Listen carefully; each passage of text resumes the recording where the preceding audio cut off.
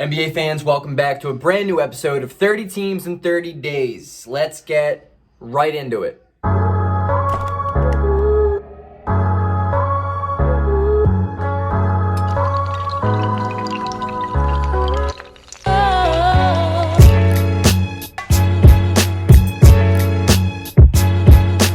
If you're new to the series, let me introduce it to you real quick. You're late, but, I forgive you. I'm going to break down the team's draft. I'm going to break down, the players they get. I'm going to grade it. I'm going to do the exact same thing with free agency. I'm going to then talk about their roster, their rotation, what it's going to look like. I'm not going to talk about every player. I'm going to go over their overall offseason, grade it, give you an evaluation as to why, and then I'm going to talk about where I see them in the standings this year, this coming year, That being said, let's get right into it with Miami Heat. So in the 2020 draft, the Miami Heat had the 20th pick, in which they got Precious Achiuwa. I like Precious Achiuwa. I think he's a great energy guy. I think he brings a lot. He's got really good fit in Miami. He could play alongside Bam Adebayo really well. They kind of have similar styles a little bit.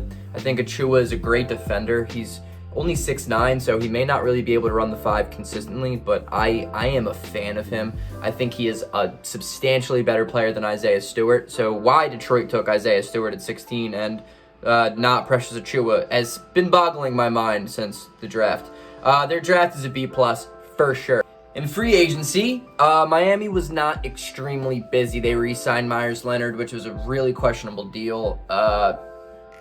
But he's not a bad player. He stretches the floor out, which I respect. They signed Mo Harkless because they lost Jay Crowder. Jay Crowder didn't want a one-year deal. I respect it. I understand the move from Jay Crowder's part. I don't like the replacement in Mo Harkless. I like Mo Harkless, but he doesn't shoot the ball nearly as well. He's a pretty good defender, and he's a former Sixer, so I respect it. And they signed Avery Bradley. How many years does Avery Bradley have left in him? Hopefully one, at least for Miami. I think Avery Bradley's good. I think he's on contenders every single year for a reason. They lost Derrick Jones Jr., who is a Philadelphia guy. He's an Archbishop Carroll guy. I know Derrick Jones since high school, so a good thing is not on Miami, because I don't really like the Heat, I'll be honest with you, but they're good. Free agency, I gave him a C. I didn't love it. I think they got worse from it for sure. But at the same time, they did their best to try to refill what they missed out while saving money at the same time for next offseason. Oh, they also re-signed Goran Dragic to a one-year deal, which I thought was a great deal. I don't love losing those guys, and Mo definitely doesn't fill the void of Jay Crowder, but I respect it. Their roster is probably going to be looking like Goran Dragic at the 1, Duncan Robinson at the 2, Jimmy Butler at the 3, Meyers Leonard at the 4, and then Bam Adebayo at the 5, most likely. Most sources I've read up seem to consistently have that as their starting 5, so I can roll out with that. I respect it. Duncan Robinson's a lethal top 5 shooter in the NBA. Dragic is a great point guard. Jimmy Butler is interesting. He didn't really have a great year last year, but all of a sudden people forget about it because his playoff run, again, was immaculate. Their bench is going to be looking like Tyler Hero, Kendrick Nunn, Kelly Olynyk, Avery Bradley, Andre Iguodala, Mo Harkless, Precious Achiuwa. Miami is deep. They are consistently deep. They're good. They're going to outshoot teams. They're going to play energy ball. It's just, Miami's a good team. There's a reason why people sleep on them, and they continue to just do better than what people think. 3 questions I have for them. One, I think, is the question of topic, or the question of choice for everybody. Was their championship run a fluke?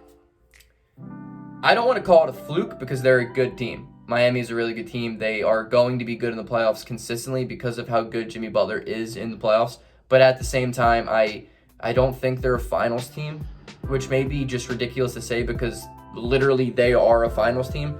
But I don't think that's going to be history repeating itself. I don't know how many years Jimmy Butler has left on him. He's a Tom Thibodeau player, and those guys do not have a good track history or of staying healthy. So of being consistently good later in their career. So it's going to be interesting following Jimmy Butler.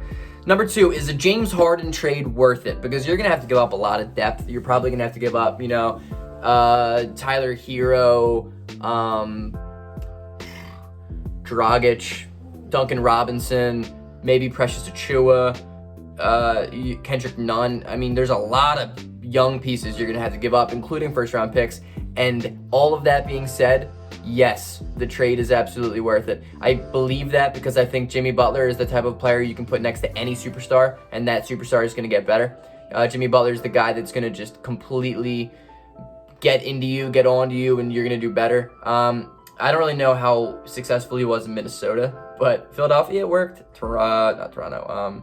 Miami, it's worked. I think James Harden needs a defensive guy next to him like that. And at the same time, what Miami is missing desperately, what Miami missed last year desperately, is star power. And you may be like, what the hell? Jimmy Butler. Yeah, Jimmy Butler, but not Jimmy Butler. You need a star, like a legitimate number one scoring option.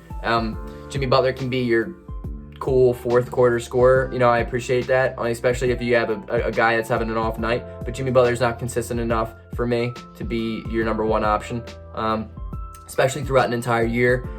James Harden is a top 5 scorer in the NBA. He's a generational scorer. I think he makes Miami the best team in the East without a doubt, especially if you can keep Bam Adebayo, which I think they would be able to. You're going to run out a lineup of James Harden, Jimmy Butler, and Bam Adebayo. You're the best team in the East, and you may have an argument to be made that you're the best team in the NBA. Number 3, are Tyler Hero and Bam Adebayo ready for another leap? Personally, I think so. I don't think I'm going out on a limb when I'm saying that either. I think it's interesting because I like Tyler Hero. He's athletic. He's really good. But I don't know if he's an all-star potential. And this may be coming back to bite me years from now when I rewatch this video. But I don't think Tyler Hero is a future all-star. I think he's going to be a great player. I think he exploited a lot of weaknesses that Boston had specifically. That's why he was so good in that series. No discredit to who he is. I mean, he's an awesome guy. He literally just had a rookie season. Like, he's a stud. I understand that. Defensively, I think Tyler Hero is pretty terrible, but that's something that, you know, it comes, especially with years in the league. But Bam Adebayo, on the other hand, is insane. He's like the prototypical 5 in the modern NBA. He can pass the ball, second to Jokic and third to probably no one.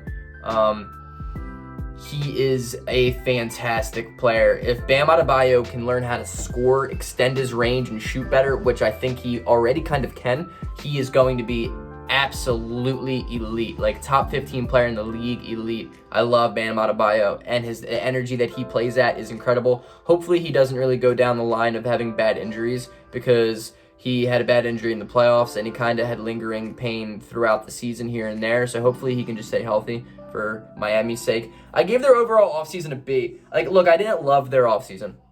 I really didn't. I thought their free agency was whack, especially if you're going to try and win this year. But at the same time, dude, they are so goddamn deep.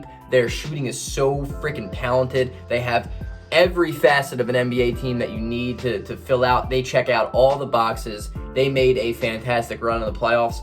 Maybe that just turns them into a legitimate contender. I could see it. At the same time, I could see it not working out. So that being said, hope you guys enjoyed the video. Like and subscribe. Let me know in the comment section below what you think of the Miami Heat this year. Until next time, guys, peace out. Go Sixers.